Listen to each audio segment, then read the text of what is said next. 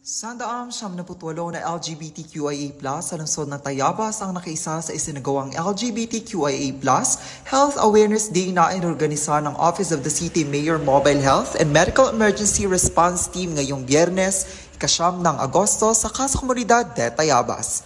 Inilunsad ni Mayor Lovely Reynoso Ponchoso ang programa para mapangalagaan ang kalusugan ng mga LGBTQIA+, dahil ito ay isa sa mga prioridad ng Administrasyong Reynoso Ponchoso.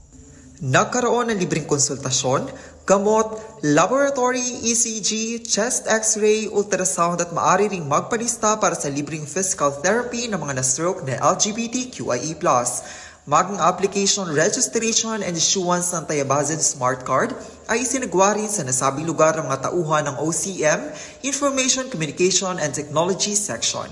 Kasabay ng health awareness ay nagsagawa rin ng AICS payout o Aid to Individuals in Crisis Situation para sa mga LGBTQIA+.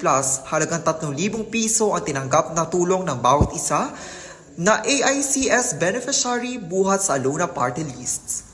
Naging resource speaker sa programa sina Dr. Lloyd Vinci Lazaro at Dr. Reginald Dwight Florido Pumida na tumalakay sa hypertension at diabetes.